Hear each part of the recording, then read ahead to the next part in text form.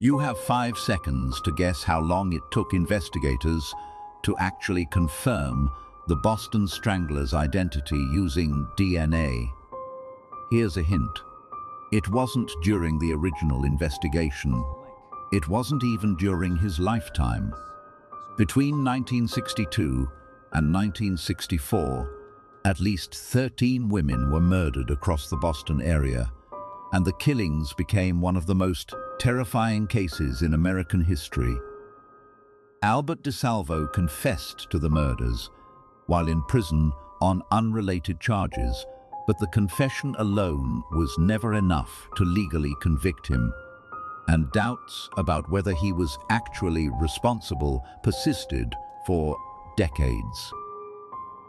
Exposia keeps returning to cases like this one, where a confession existed for decades, but proof took generations to catch up. In 2013, investigators exhumed DeSalvo's remains and used modern DNA technology to compare his genetic profile against evidence preserved from one of the original crime scenes.